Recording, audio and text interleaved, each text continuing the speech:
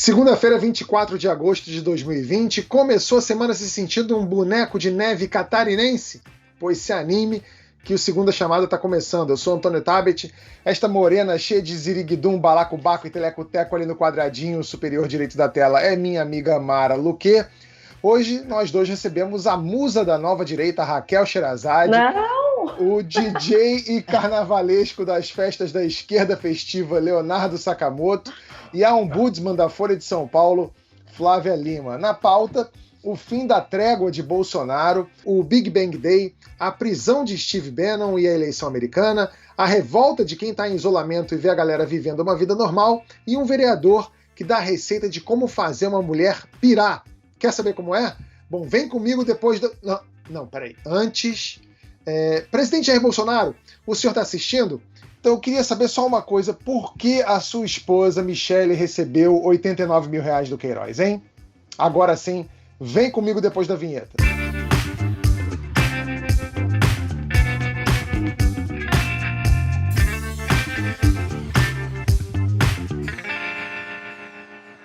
E o Jairzinho Paz e Amor, hein? Até esses dias estava todo mundo falando do Bolsonaro mais calmo, mais sereno, estava até com aquela aura presidencial. Bom, ontem ele voltou a ser aquele de sempre, quando disse a um repórter do Globo, que perguntou a ele sobre os cheques do Queiroz na conta da esposa, Michele, que ele tinha vontade de encher a boca do repórter com porrada. Eu vi isso e lembrei de uma fala do ministro do STF, Edson Fachin, no Congresso sobre Direito Eleitoral semana passada. O Fachin disse que o Brasil vive uma recessão democrática e que as eleições de 2022 estão em risco se as forças democráticas não forem protegidas. Ele não citou nomes, mas falou que existe um cavalo de Troia ligado a milícias e outras organizações criminosas dentro da legalidade constitucional. Ele citou também gente que elogia a violência política no passado. Sherazade, de alguém, assim, vamos supor, ele não falou nomes, mas de quem será que ele está falando? De alguém que tem vontade de agredir jornalista, talvez? Talvez, né? Talvez de quem condecore miliciano, quem adore torturadores até hoje e faça mesuras a torturadores. Deve ser esse tipo de gente, né? Gente que tem laranja, né?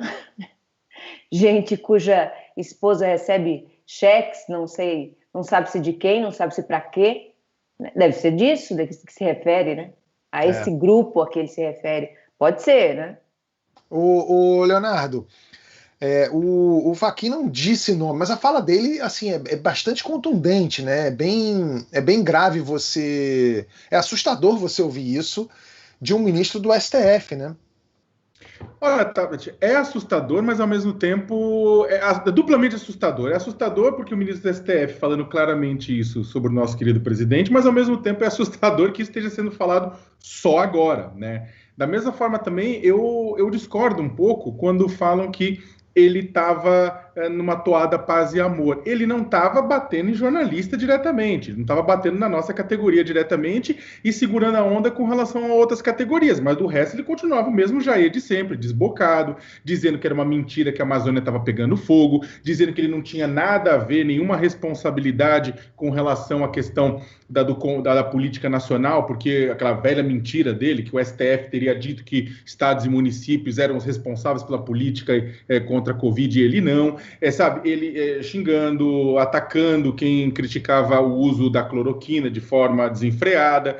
Então é o seguinte, eu acho que o que acontece é que ele estava mais ameno para determinados grupos, determinadas categorias, mas Bolsonaro continuava lá, tanto é que o Fachin deu o sinal, né? Sakamoto, eu acho que ele estava bem ocupado nos périplos dele aí pelo país, já fazendo campanha eleitoral, né, inaugurando até antena de TV, até botequim de esquina ele está inaugurando, né? Está viajando para tudo. Então ele estava meio ocupado nessas viagens pelo Brasil já para 2022, né? Se preparando a campanha para 2022. Acho que isso deu uma arrefecida aí nos ânimos. É que eu acho que nas horas vagas ele continuava, tipo, sendo. Quando ele parava na frente do Alvorada, ou quando ele era chamado a dar algumas declarações. Eu acho que teve uma coisa, só para finalizar, mas eu acho que tem uma coisa, eu concordo com a Raquel plenamente, ele já está em campanha eleitoral para 2022.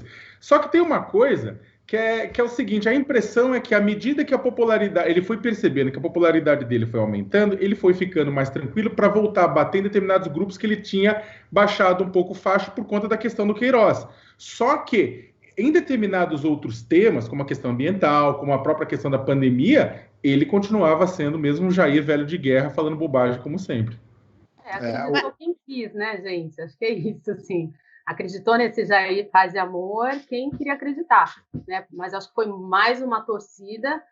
Enfim, acho que o Sakamoto falou aí meio por cima, mas ele passou a se conter com a prisão do Queiroz, né? Foi depois disso que ele baixou um pouco o tom, mas, enfim, ele continua, de uma forma ou de outra, agindo como age qualquer governo autoritário que deplora a imprensa, não entende o seu trabalho e que busca afetar, sobretudo, a credibilidade, né, dos jornalistas.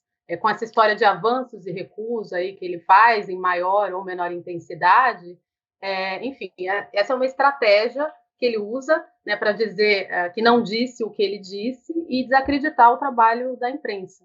Então, lamentável. Eu concordo com a Raquel quando ela fala que ele está ali em plena campanha, Sakamoto também, e que de fato ele não virou o Jairzinho Paz e Amor. Para mim ficou claro o seguinte: toda vez que o presidente é confrontado com as questões do Queiroz, ele perde o controle total.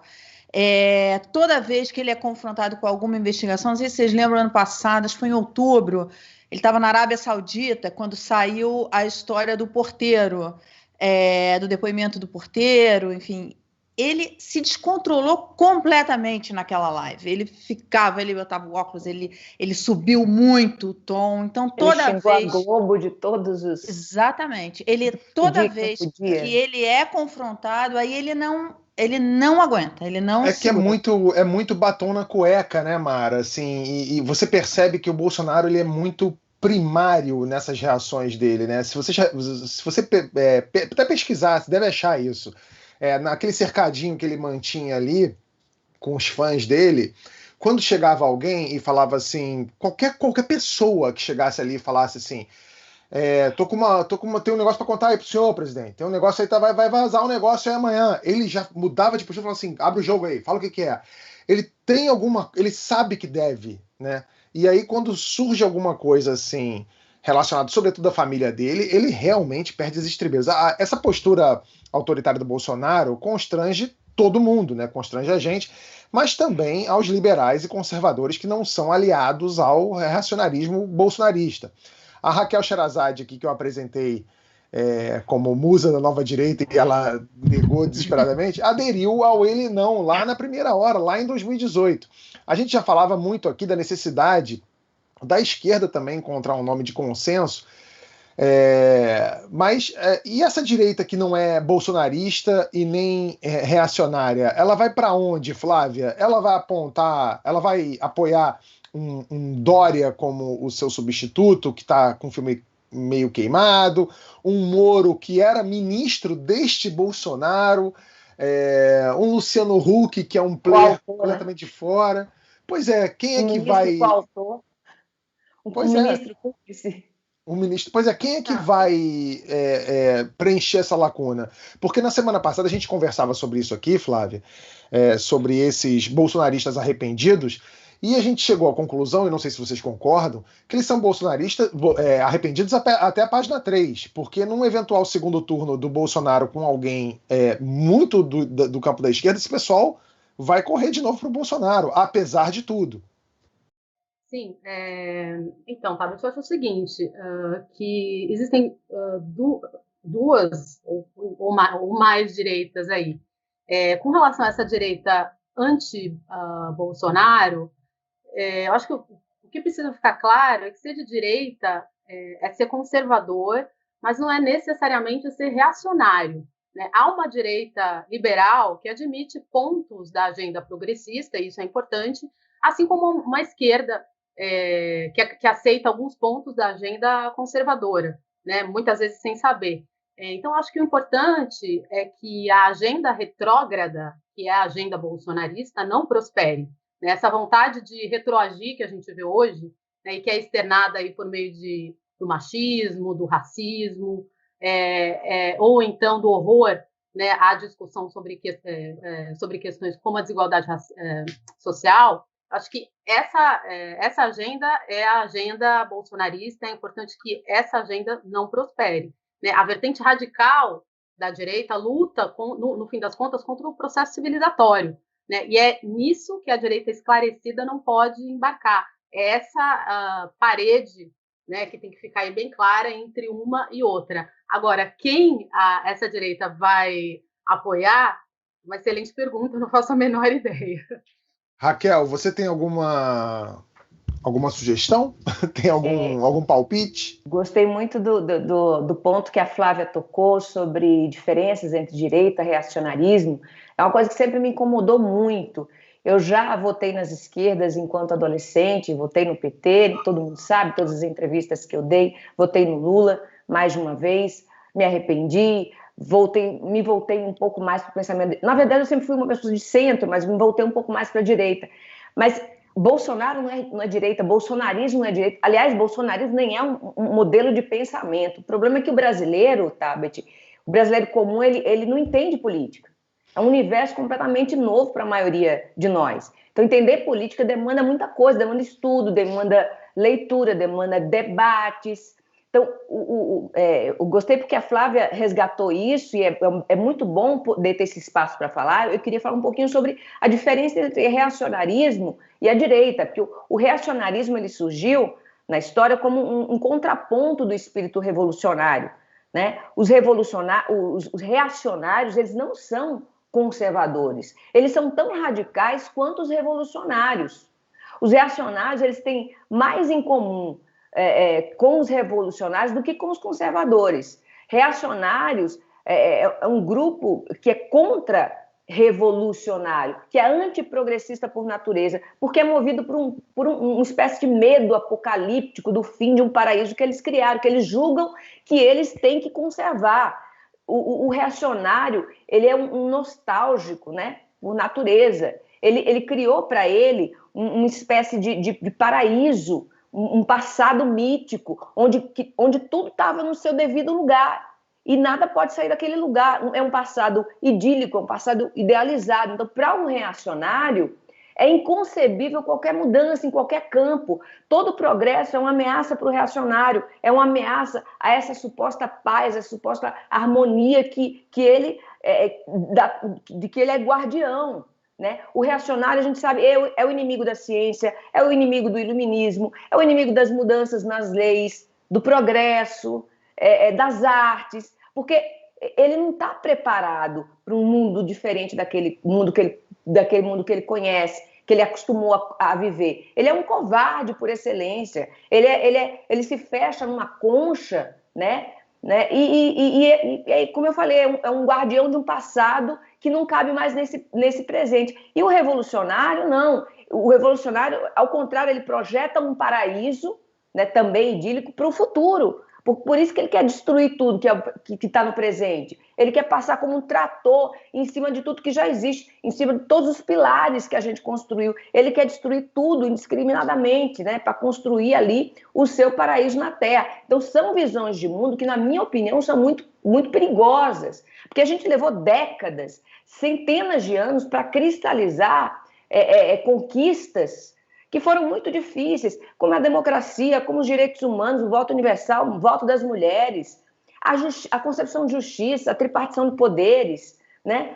O direito das minorias, tudo isso foi alcançado, levou muito tempo para se alcançar essas conquistas, levou sangue e suor.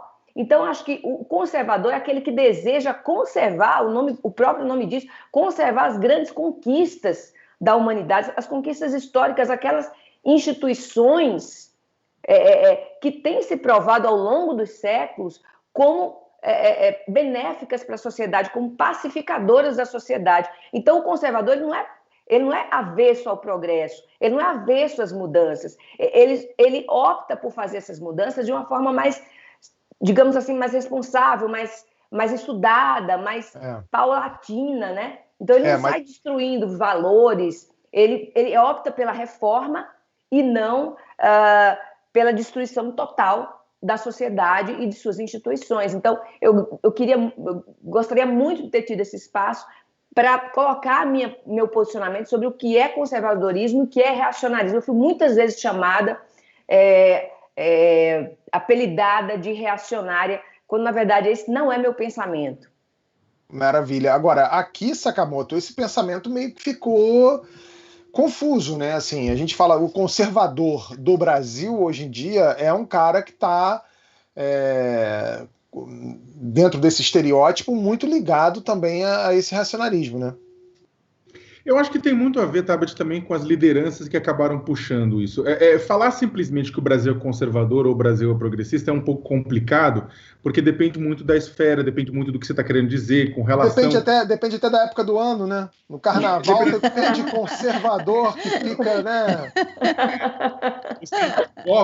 De Olimpíada, né? Varia bastante. Varia tanto que, por exemplo, você varia com quem...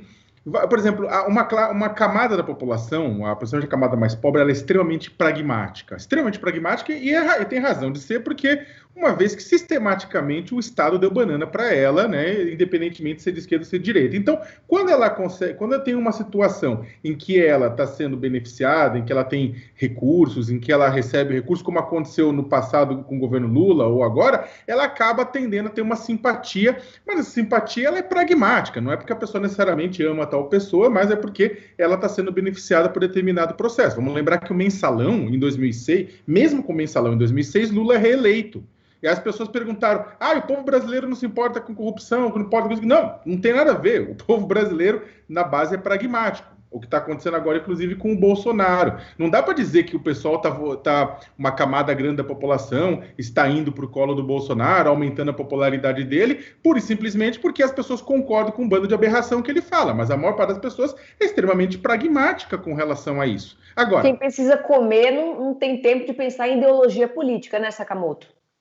E aí o que acontece é que eles vêm com relação à distribuição do auxílio emergencial, né, daquela dobradinha 600, 1.200, e tá vendo, e o Congresso, que é grande responsável por isso, não conseguiu colocar sua marca. Bolsonaro fagocitou completamente essa história, agora está surfando em cima. Só que a pergunta é, mas tudo aqueles 30 e poucos % subindo é o apoio do Bolsonaro, é o pessoal que fecha com o Bolsonaro? Não, o pessoal que fecha com o Bolsonaro, que é aquele pessoal de extrema direita, ultraconservador, que se ele falar pula no abismo, eles pulam, é aqueles 12% que a Folha de São Paulo, que o Mauro Paulino no Datafolha divulgou várias vezes em pesquisa. É um grupo pequeno. O Brasil é o quê? O Brasil é uma loucura. Não dá para dizer, depende do quê. O brasileiro, por exemplo, ele é a favor... Você pergunta assim... Como você acha? Você acha que tem que ter Estado mínimo? A classe A e B talvez diga que sim. O grosso da população vai dizer que não. Que quer o quê? Serviço público de educação, de saúde, tudo isso com o Estado atuando.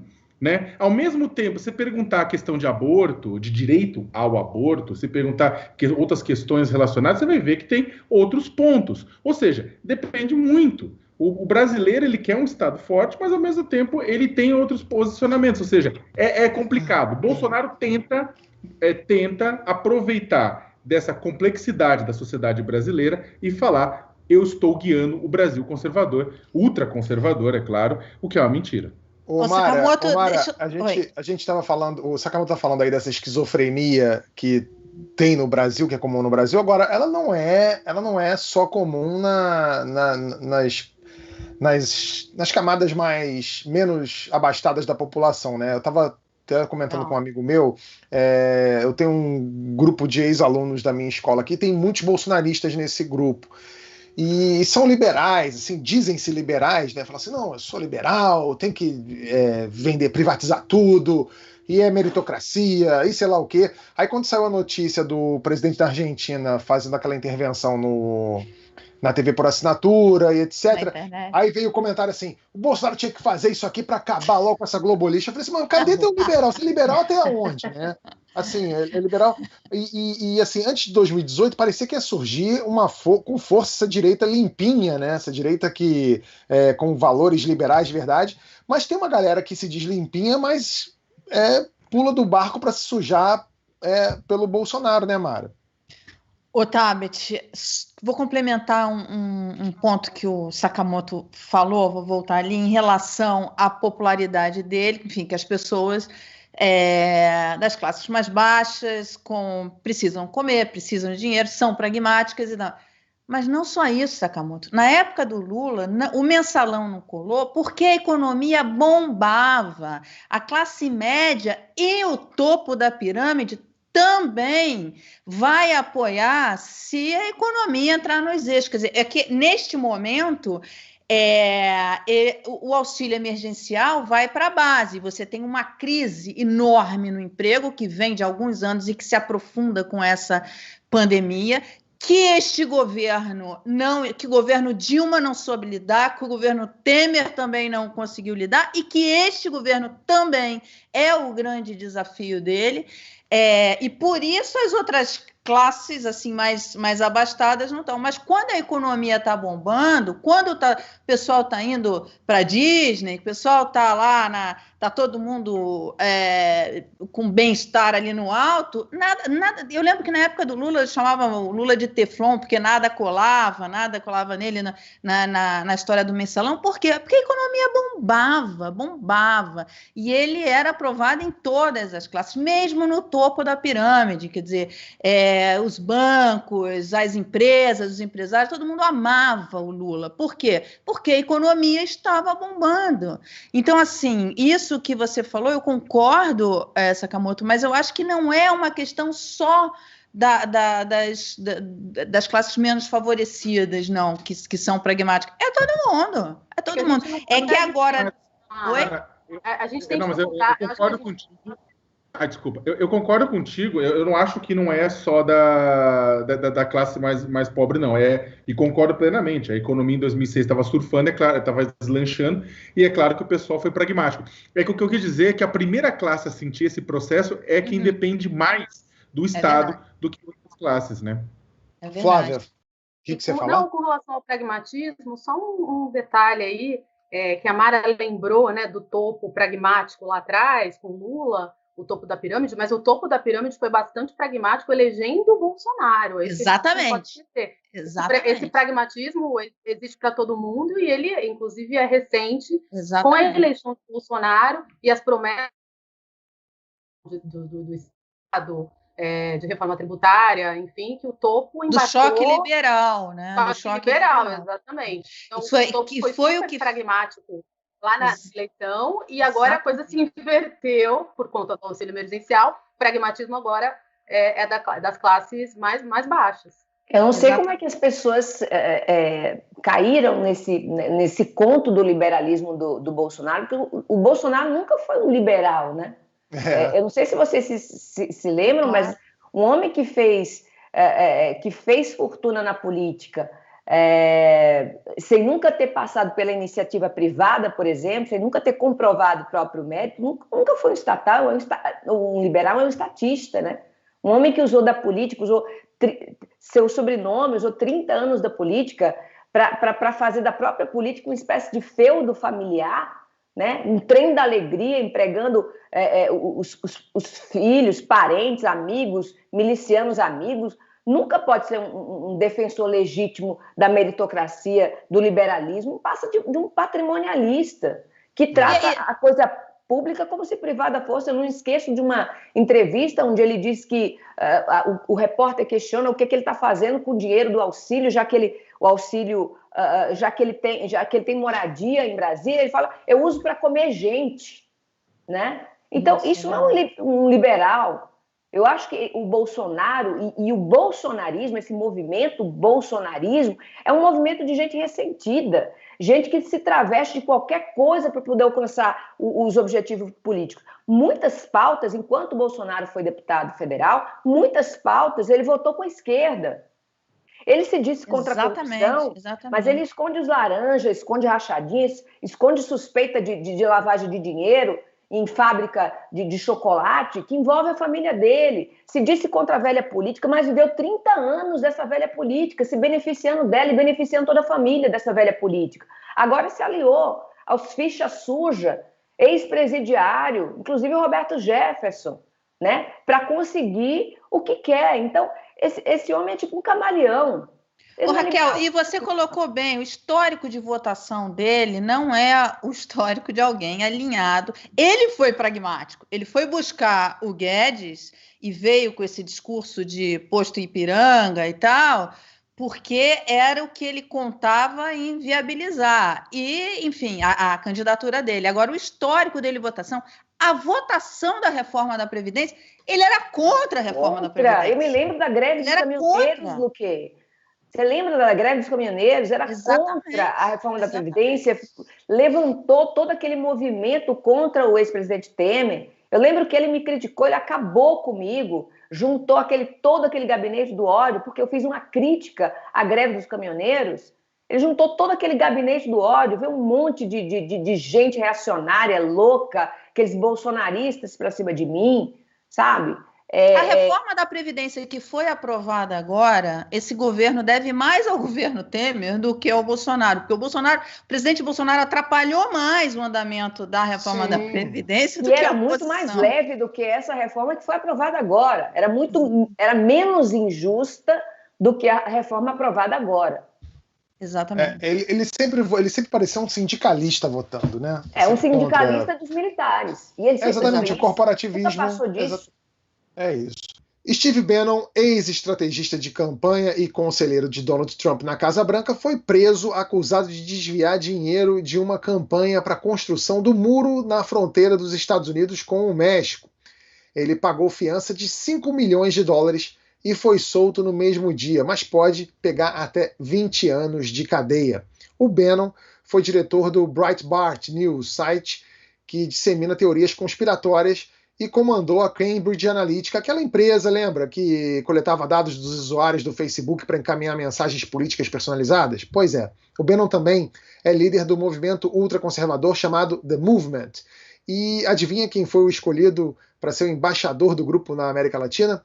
Eduardo Bolsonaro. Steve Bannon é uma espécie de conselheiro informal do Bolsonaro. Ele, inclusive, já se reuniu com o chanceler Ernesto Araújo para dar pitacos no discurso do presidente na ONU no ano passado.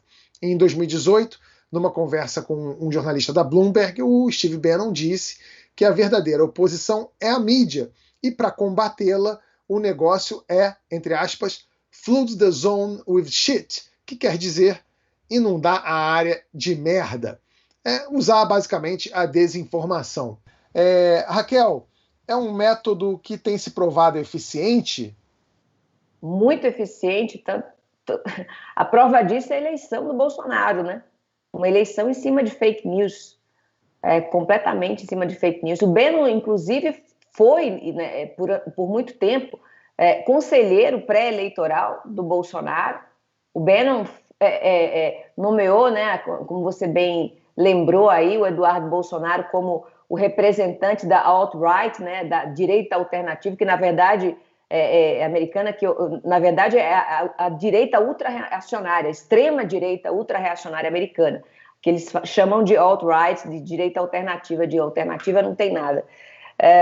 Mas ele foi uma espécie de guru internacional dos Bolsonaro. Eu fico curiosa a respeito desse silêncio aí da família Bolsonaro a respeito do escândalo envolvendo o desvio desses $25 milhões, né, desse fundo que seria usado para construir esse muro, do braço direito do ex-braço direito do Donald Trump, porque ele foi nomeado braço direito, chefe de estrategista ali do governo Trump, além de ter ajudado a eleger o Trump, além de ter mexido os pauzinhos ali no escândalo da Cambridge Analytica. Mas o Trump tirou o corpo fora, né? Fez um pronunciamento ali, tirou o corpo fora. Ficou surpreso. Não quer se misturar, né, com esse tipo de gente. Os Bolsonaro, né, que tinha o Bannon como um guru, um conselheiro, né, antes da campanha e depois da eleição, que tinha uma relação super próxima com toda a família, né, apoiou publicamente o Bolsonaro durante a campanha, chegou a comparar o Bolsonaro ao Donald Trump, era a versão brasileira do Donald Trump, e nisso ele não tira a razão dele. E agora, depois que toda essa podridão subiu à tona, fazer o quê, né? Mais uma vez a família Bolsonaro se cala, convenientemente, nenhum depoimento foi ouvido, eu não ouvi. Dizer o quê, né? Dizer, o presidente se recusa até a responder sobre os cheques que o Fabrício Queiroz depositou na conta da mulher, então não pega bem falar de corrupção de família ou de corrupção entre amigos, né, Tabet? Daqui a pouco vou encontrar o Bannon dentro da casa do Youssef, lá em Atibaia. O Steve Bannon também já espalhou os tentáculos dele pela Europa, né? Ele ficou amiguinho de vários líderes da extrema-direita, como a francesa Marine Le Pen, o primeiro-ministro da Hungria, o Viktor Orbán, o ex-ministro do interior italiano, Matteo Salvini, aquele que não deixava os navios com imigrantes chegarem perto da Itália, lembra? E na Espanha ajudou o ultranacionalista Vox a dobrar o número de deputados. Também tem dedo dele no Brexit. E até no Vaticano, o Steve Bannon já meteu os bedelhos lá apoiando uma corrente opositora do Papa Francisco. Ô Sakamoto, tem na esquerda alguém tão eficiente, ou se não eficiente, tão ocupado quanto o Bannon? Internacionalmente falando, não. Eu acho que não. Ocupado como ele, não. Aliás, é muito interessante para fazer até essa conexão com o Brasil e o Bannon, porque o que o Bannon fez, né? Porque o Bannon fez uma coisa que, na verdade, ele é ilegal, mas no fundo, você chega a dar a risada, né? E existe um certo humor sombrio nessa história, porque ele roubou ultraconservadores da extrema-direita americana que queriam fazer uma vaquinha para construir aquele muro da vergonha entre os Estados Unidos e o México, né? Como é que é? Tem um sambista que fala que roubar otário tá perdoado, né? Mas é claro, a gente eu evito pensar assim, porque o que ele fez foi um crime. Na verdade, o que ele fez foi uma grande rachadinha. E aí essa conexão, isso é muito legal. Ele fez uma rachadinha. Ele pegou um dinheiro que não era dele, tirou uma parte daquele dinheiro para uso pessoal para fazer as coisas dele. Onde é que isso acontece no Brasil e que ficou famoso, né? No gabinete de Flávio Bolsonaro, no gabinete de Jair Bolsonaro. Em algumas igrejas evangélicas acontece isso também, né? E algumas lojas da Copenhagen, né? Agora, isso é muito interessante, porque essa conexão, esse método, e eu acho que é isso que também importa bastante. É claro que as esquerdas e as direitas ao redor do mundo são responsáveis por muitas catástrofes e muitas tragédias, e muitos governos autoritários, né, totalitários, seja de um lado ou de outro. Agora, existe um modus operandi dessa extrema-direita digital que está ganhando posições e que vai avançando nos últimos anos, que ela é diferente. A própria esquerda, por exemplo, ela tem uma dificuldade, por mais que ela também use robôs, por mais que ataque, por mais que atinja reputações, mas ela não opera na mesma lógica, e não é porque é uma questão de boa ou de ruim, mas ela não utiliza o mesmo método. Isso é uma coisa muito interessante. A gente está conversando aqui nessa segunda-feira, se você for pegar a quantidade de tweets que foram reproduzidos com a pergunta por que, senhor presidente, Michele Bolsonaro recebeu 89 mil reais de Queiroz e da esposa dele, foram milhões de tweets. Foi uma das primeiras vezes em que a oposição a Bolsonaro consegue atuar de uma forma, com um método, não estou falando método no sentido negativo, mas um método de atuação, uma só ideia, passando adiante, espalhando, ramificando, que a direita ultraconservadora faz há muito tempo.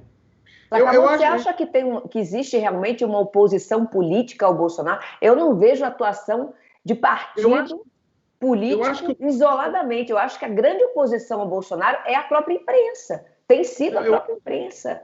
Eu acho que como um grande movimento unificado não tem, inclusive você não consegue, a dificuldade disso é imaginar qual que seria um nome de oposição a Bolsonaro e se num suposto segundo turno todo mundo estaria contra o Bolsonaro, que é o que o pessoal dos democratas nos Estados Unidos estão tentando fazer agora em torno do Biden. O discurso do Biden é exatamente esse, olha, não importa se você é democrata ou republicano, a questão é barbárie e civilização. Então eu acho que a gente tem que caminhar um pouco nesse sentido, que não importa, vai ser barbárie versus civilização. O que acontece é que eu acho que existe, de forma difusa, esse sentimento em diversos grupos, sociedade civil, políticos, empresas, empresários, todo mundo puto da vida com a destruição da democracia a olhos vistos que tem sido feito pelo presidente, pelo grupo dele, e que, na verdade, em determinados momentos, quando há um alinhamento planetário bizarramente forte, como este caso do domingo, da declaração dele lá que queria socar o repórter, que acontece esse alinhamento e todo mundo vai junto. E o interessante, para finalizar, é que tanto no Brasil, quanto na Espanha, quanto na Itália, quanto na Bielorrússia agora, com as críticas, com os protestos contra o último ditador da Europa, o pessoal, quando todo mundo se une numa só ideia, seja digitalmente, seja na rua, o bicho pega. Porque a extrema-direita é a minoria. Na semana passada, o Facebook removeu, a gente está falando de digitalmente aqui, 790 grupos do movimento QAnon, que propaga a teoria conspiratória de que o mundo é governado por satanistas pedófilos. O Twitter, o YouTube, o Reddit, o TikTok também anunciaram a suspensão de milhares de contas, fóruns e hashtags ligados ao QAnon. Flávia, diante de tudo isso que a gente falou aqui, como é que a gente para essa engrenagem da disseminação de mentira? E você, como ombudsman da Folha, por que jornalistas que são, na sua grande maioria, pessoas esclarecidas e bem informadas, caem nesse jogo de gente como o Steve Bannon? Basicamente porque são seres humanos, em primeiro lugar. Eu acho que é o seguinte: como parar tudo isso? Com informação. Não tem muito como fazer. Né? As pessoas tentam, por exemplo, falar em legislação, né, que proíba aí compartilhamento de notícia falsa, enfim, que interfira diretamente, né, nas mídias sociais. Me parece que isso não dá muito certo, né? Assim, interferir em conteúdo não vai ajudar a gente a resolver a questão da desinformação ou das fake news. O que a gente precisa fazer é promover a informação, né? Tentar ensinar que as pessoas aprendam como identificar fake news, conteúdo falso, e descartar esse tipo de conteúdo, né? Então, eu acho que existem dois pontos aí. A gente já sabe que interferência diretamente em conteúdo não dá certo, a despeito da gente ver aí alguns movimentos, né, tentando legislar em cima disso. E a gente também sabe que não vai ser fácil, que não é algo que você fala assim, eu não acho que exista algo que resolva o problema e que seja rápido. Na verdade, as pessoas precisam aprender a se informar melhor, né, a lidar melhor com as mídias sociais. Assim como a gente aprendeu a lidar com outras mídias, né, e que isso levou algum tempo, a gente vai ter que aprender a lidar com a desinformação também, identificar, separar informação de fake news. Não tem muito...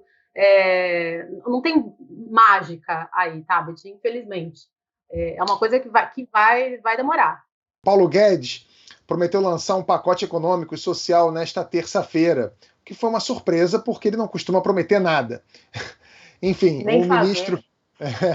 o ministro modestamente batizou o evento de lançamento do pacote de Big Bang Day. Uma das medidas anunciadas deve ser o Renda Brasil, que é uma repaginada do Bolsa Família para ganhar o selo Bolsonaro de qualidade. Se tudo der certo, o programa vai chegar a 21 milhões de brasileiros, 8 milhões a mais do que os beneficiados pelo Bolsa Família hoje, com um valor que varia entre 200 e 300 reais. Mara, o Bolsonaro já chamou o Bolsa Família de voto de cabresto, disse que era tirar dinheiro de quem produz para dar para quem se acomoda. Agora virou Big Bang, é isso? Para ele vai ser difícil abrir mão desse dessa Renda Brasil. E vai ser difícil também achar dinheiro para essa Renda Brasil. Quer dizer, o ministro Paulo Guedes, ele vem de novo, como foi no início do governo e na campanha, que ele diz, vou dar o grande choque liberal no Brasil, porque o Brasil está do mínimo e tal, e ele vem, e aí vira o super poderoso, desmonta os ministérios todos, junta tudo debaixo dele e tal, e viu que na prática não é assim que funciona e não conseguiu fazer muita coisa. Agora, quer dizer, qual é a preocupação do presidente Bolsonaro? É varrer o Bolsa Família e entrar com Renda Brasil como seu legado e ocupar esse espaço. Não é uma tarefa simples, não é mesmo, porque tem que ter dinheiro e a situação fiscal brasileira não é fácil. Além disso, ele vem, e por isso esse imposto que ele chama de digital, enfim, que tem 1000 nomes, mas que é a CPMF. Quarta-feira, a gente vai levar ao ar um programa Diálogos com o Everardo Maciel e o Pedro Neri, e tá claro, o Everardo fala assim, eu não entendi direito, vai taxar o quê? O que é? O Everardo até falou uma coisa engraçada, ele falou assim, olha, era o posto Ipiranga, agora é o imposto Ipiranga, porque esse imposto Ipiranga vai definir, tem um poder de arrecadação que vai ajudar muito ele viabilizar isso que ele quer. Raquel, mas olha só, conversando com um amigo meu, a gente estava debatendo aqui que o Bolsonaro pode estar vivendo uma experiência de ser um Maquiavel às avessas, é isso? Porque o Maquiavel dizia que não é importante ser amado, é importante ser temido. O Bolsonaro começou querendo ser temido, né? Ele fazia ameaças, dava umas indiretas, ia na porta do STF, mas deram uma enquadrada boa nele. Depois que a popularidade dele começou a subir por conta do auxílio, ele percebeu que podia ser, entre aspas, amado. Ele está gostando mais de ser amado que ser temido? Ele está vivendo um momento de Maquiavel às avessas? Eu acho que ele está revelando a sua verdadeira face, né? O cara que chegou no começo do governo falou que não pensava em reeleição, que não queria reeleição, e hoje está fazendo de tudo, né, para ser reeleito, né, ainda faltando aí um ano e pouco, 2 anos ainda para as eleições presidenciais. Bom, eu acho que como todo populista, ele também criticou as esmolas sociais como forma de barganha eleitoral, né? E agora quer, de fato, sequestrar o Bolsa Família do PT, que, por sua vez, já foi um plágio de um conjunto de auxílios sociais criados pelo PSDB em São Paulo. Eu lembro que o próprio Lula também criticou as esmolas sociais como uma forma de troca política. Então, assim, todos acabam recorrendo a esses expedientes para conseguir aquilo que eles querem, a permanência no poder. Então, o Bolsonaro, ele vai se travestir do Bolsonaro Paz e Amor, ele vai se travestir do liberal quando isso gerar dividendos eleitorais para ele, ele vai se travestir do cara, do terraplanista, né, do cara radical, desde que isso traga, como eu falei, os dividendos eleitorais. Eu acho que não dá para confiar num Bolsonaro só, ele é multifacetado, ele vai fazer de tudo para continuar no poder, até porque ele não pode deixar que a oposição assuma o poder, assuma a presidência, porque tem muito cadáver embaixo do tapete que precisa ser investigado, e ele saindo do poder, né, possivelmente a família será investigada e será punida, e isso é que ele não quer. Mas lembrando que o Bolsa Família é um programa bem feito, bem construído, focalizado e que atende, em sua maioria, quem ele deveria atender. Agora, o Renda Brasil, por exemplo, não sei se vai ser suficiente para que Bolsonaro continue sendo amado, né? Lembrando que o auxílio emergencial vai precisar amado ele não é. Não há recursos, né? Não há recursos para que o auxílio emergencial continue por muito mais tempo, e o que eles querem fazer com o Renda Brasil, simplesmente eles reconfiguram aí uma série de benefícios, pega o seguro-defeso, pega bônus salarial, junta tudo e transforma em Renda Brasil, né? Ou seja, uma espécie de redistribuição entre os pobres, né? Porque quem ganha seguro-defeso ou abono salarial hoje não é uma pessoa considerada de classe média ou rica. Então, isso, não sei se isso vai ser suficiente para que as pessoas, voltando ao seu tema, Tabet, para que ele, enfim, consiga ser amado aí pela população. Acho que não. Flávia, e é bom que a gente lembre que o auxílio emergencial, como foi concebido, de R$600, não foi uma conquista do governo Bolsonaro, pelo contrário. Pelo governo Bolsonaro não haveria auxílio Exatamente. Não, muito bem lembrado, muito bem lembrado. E mais uma vez, né, sequestrado pelo Bolsonaro, né, para fazer média junto à população mais pobre, que ele sempre, que ele nunca atendeu. Né? Então, assim, queria R$200.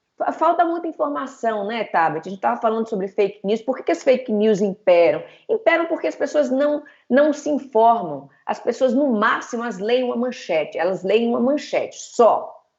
Elas se informam através de memes. Então, enquanto o brasileiro não abrir o livro, não abrir um jornal, não se dispuser a ler, a entender, a participar da política, a ter um olhar crítico, nada disso vai mudar. As fake news vão imperar porque as pessoas querem um reforço do que elas próprias acreditam, daquilo que elas acreditam, que é muito mais difícil você destruir tudo aquilo, todas as suas crenças errôneas e passar a entender o mundo como ele é de fato.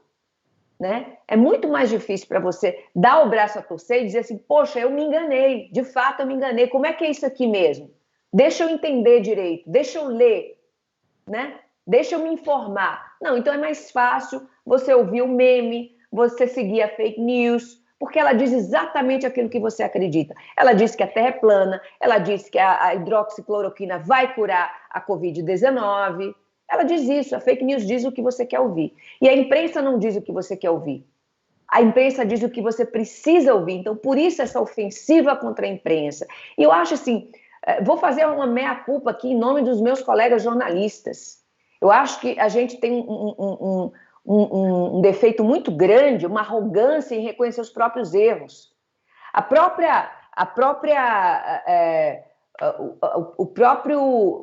questão da Lava Jato, né, esse lugar onde a gente pôs a Lava Jato, a Lava Jato como a grande heroína, a grande operação contra a corrupção.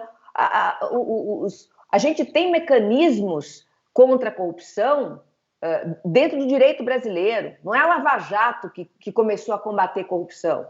A Lava Jato é uma operação do Ministério Público, que é o órgão. E nós, da imprensa, cometemos diversas vezes vários erros, porque não compreendemos o sistema judiciário. E a gente pega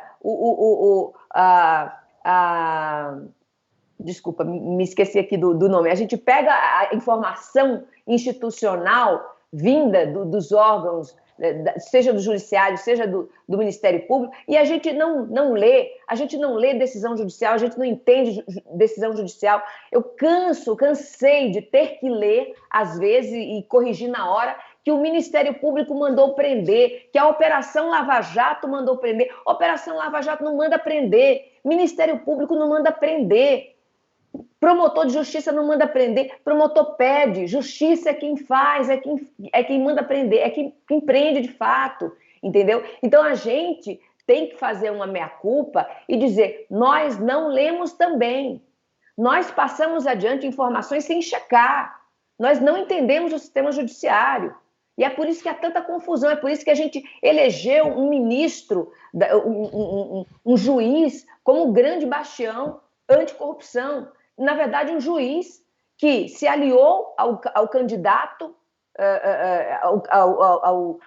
ao candidato Bolsonaro, tirou da corrida eleitoral o principal candidato, o principal opositor do Bolsonaro, para poder eleger esse senhor que aí está. E virar ministro logo depois. Eu concordo com uma coisa. Logo depois, e aí engatar a própria carreira política. Porque então, você acha que o Lula foi injustiçado pelo então juiz Sérgio Moro? Você acha que ele agiu politicamente e ele agiu deliberadamente para inviabilizar a candidatura a Lula? Acho que a Lava Jato a Lava Jato, toda a operação, ela usou o seu poder, o Ministério Público usou do seu poder persecutório, a Justiça usou o seu poder de decisão para tirar do caminho o candidato, que era o candidato que, segundo as pesquisas, ganharia a eleição. Eu não tô aqui julgando se o Lula cometeu crime, se não cometeu, não conheço o processo. Mas eu conheço o procedimento. E pelo procedimento, jamais poderia haver esse conluio entre juiz e promotor, né? Jamais poderia haver essa troca de informações como houve, esse direcionamento do juiz com relação ao promotor do caso. Está muito claro que houve interesse político. Não é segredo, o próprio Deltan Dallagnol falou da sua intenção de se lançar candidato. O Moro não esconde mais, né? Há muito tempo não esconde as pretensões políticas dele. Então, existe um versículo bíblico que diz: tudo concorre para o bem daqueles que amam a Deus. Então, tudo concorreu para o bem daqueles que queriam a eleição do Bolsonaro. A prisão do Lula concorreu para a eleição do Bolsonaro. Uma coisa não teria acontecido sem a outra. Bom, muita gente que está em casa desde o começo da pandemia já começou a desenvolver uma espécie de fobia de aglomeração, né? Na semana passada, a inauguração de uma loja na Taquara, na zona oeste do Rio, gerou imagens chocantes. Tirem as crianças da sala.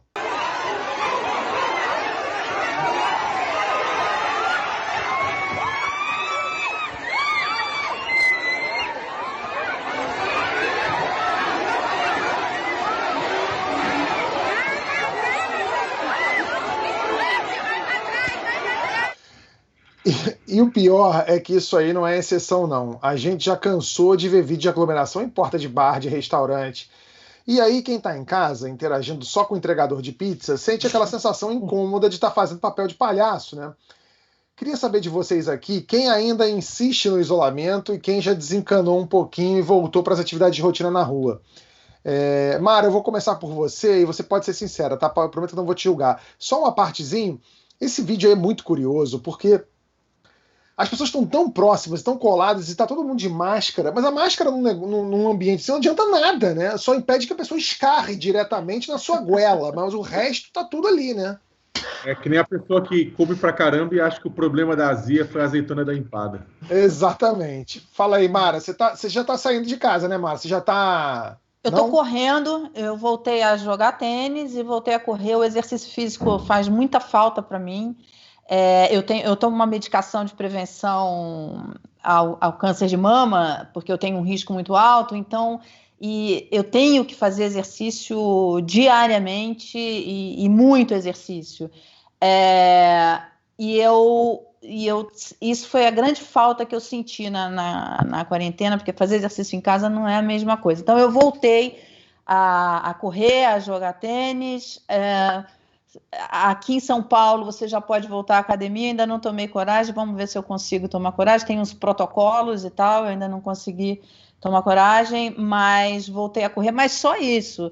Eu acho, você falou assim, a gente sente, né, porque a gente sente, tá todo mundo aí na rua, eu acho que essas pessoas são desavisadas, cara, são, como disse a Raquel, são mal informadas, as pessoas não se informam, não têm noção do que estamos vivendo, das consequências que isso pode ter ou não. A gente sabe pouca coisa ainda sobre na verdade, o que eu disse não é que eu, por exemplo, não me sinto um otário, tá? Assim, eu falei que muita gente se sente. Tipo, a Marilis, quando esteve aqui no programa, ela falou isso mesmo. Ela falou, olha, eu me sinto uma idiota de estar em casa. Na boa, o otário é o cara que tá na rua. Eu também acho.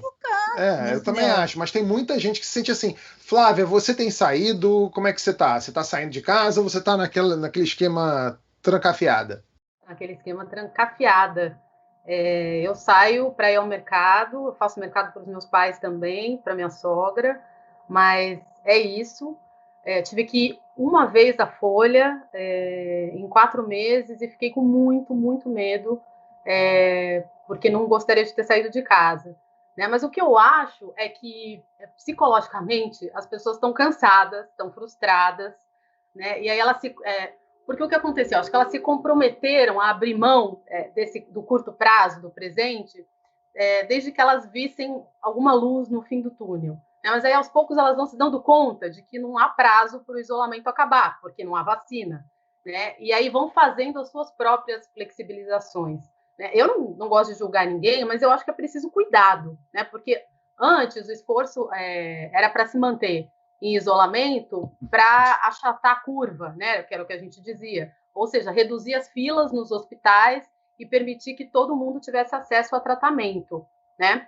Agora, é preciso que as pessoas tenham consciência de que o risco de morte se mantém, né? E se antes ele se concentrava no perigo de morrer sem atendimento, agora há o perigo de morrer sendo atendido, né? E não é isso que a gente quer.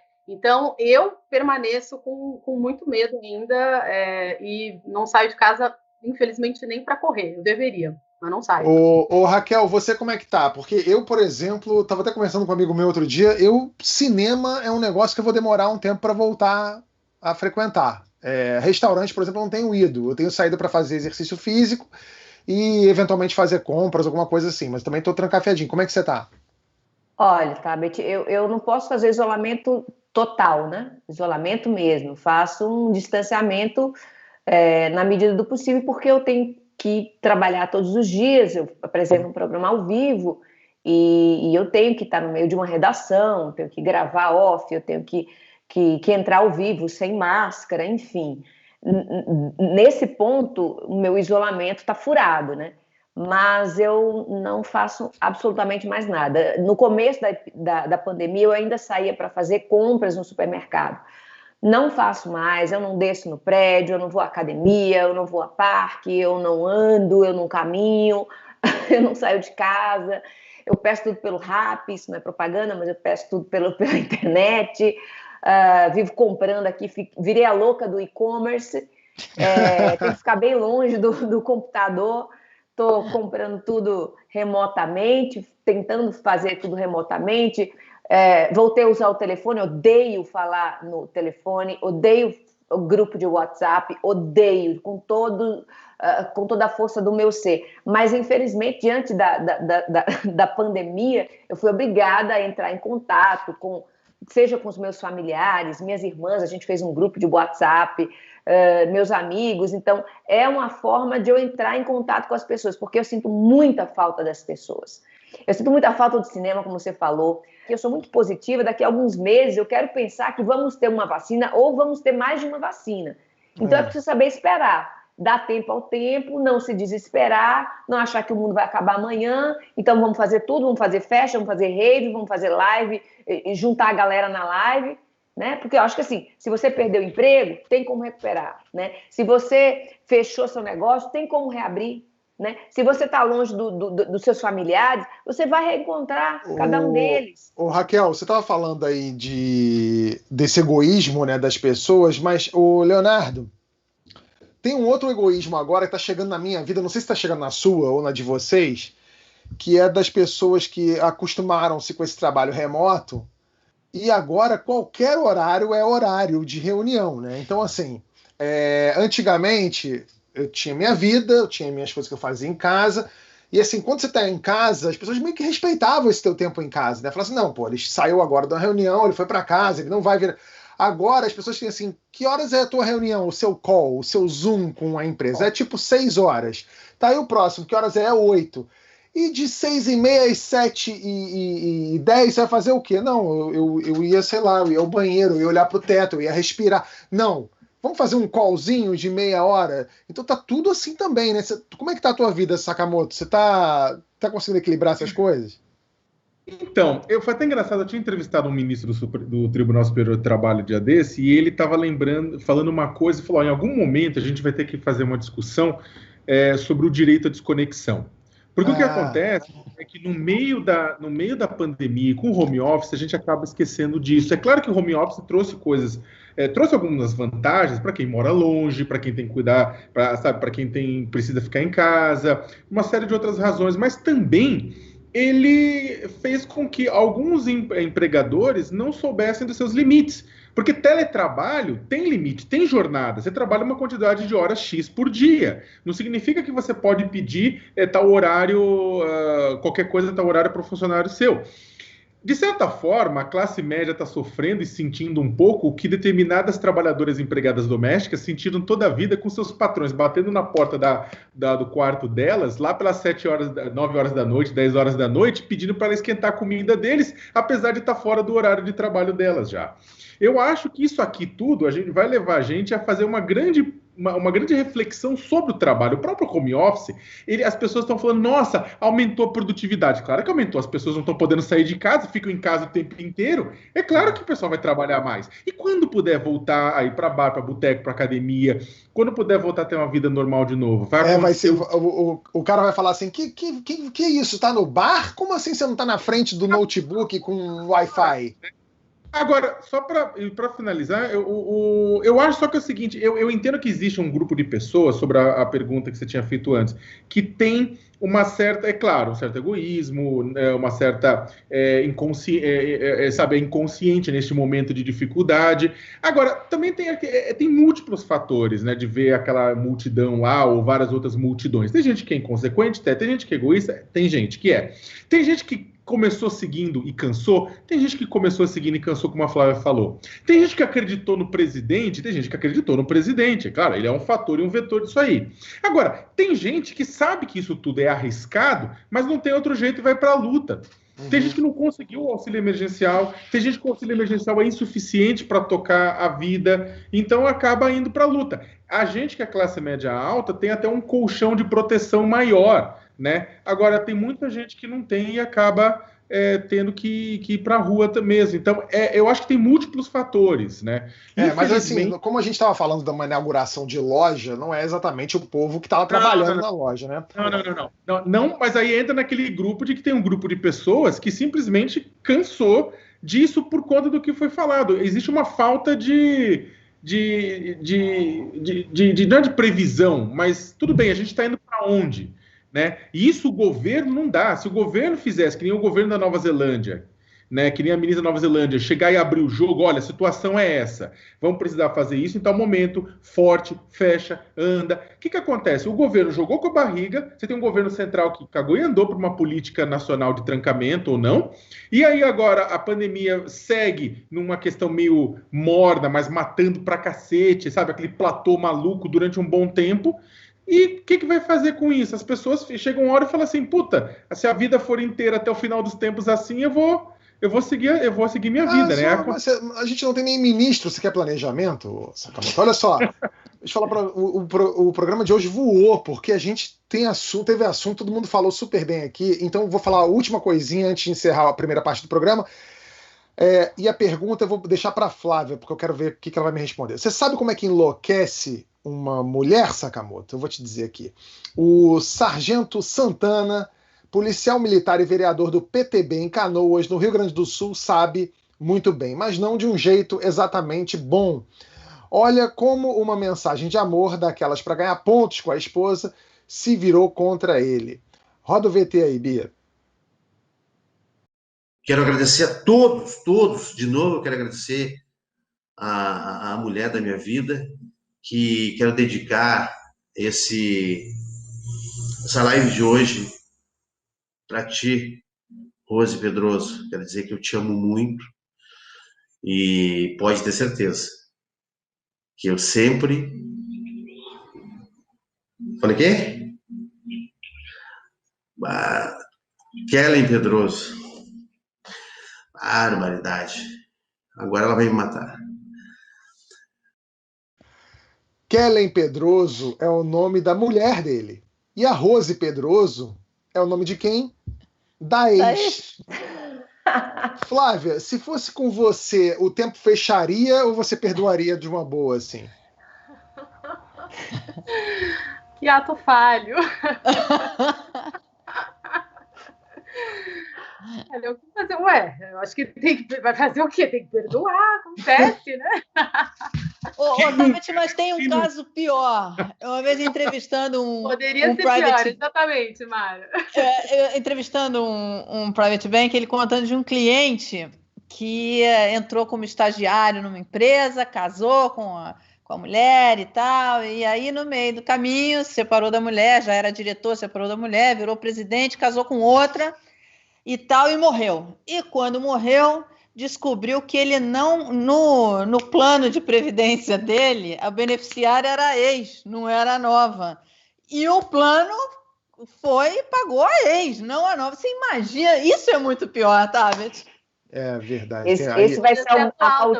Podia ser a outra atual. Então, pois é, e aí o advogado falava assim, e o problema é que ela não consegue saber se isso foi um esquecimento ou se ele realmente queria deixar para a primeira mulher. Ainda vai ter que conviver com isso, com essa dúvida. E tem um lado que a gente não imagina também, que é o lado da coitada da Rose Pedroso, né, que é ex dele, que se duvidar já tá com outro cara, e o cara vê isso e fala assim, que porra é esta, né? Assim, coitada da Rose que estava lá na dela, enfim. Bom, gente, o programa de hoje fica por aqui, mas para quem é membro, a gente continua a conversa rapidinho no nosso extra de hoje. Bolsonaro voltou a conversar com o PSL. O que isso significa? Quem o presidente vai apoiar nas eleições municipais? Parece que ele deve interferir em São Paulo e com isso a ex-bolsonarista Joyce Hasselmann pode dançar. Muito obrigado para quem assistiu até aqui, até semana que vem. Para quem é membro, a gente se encontra já já. Se você não é membro, clica nesse retângulozinho azul aqui, vira membro e vem para esse restinho de papo com a gente. Tchau, tchau.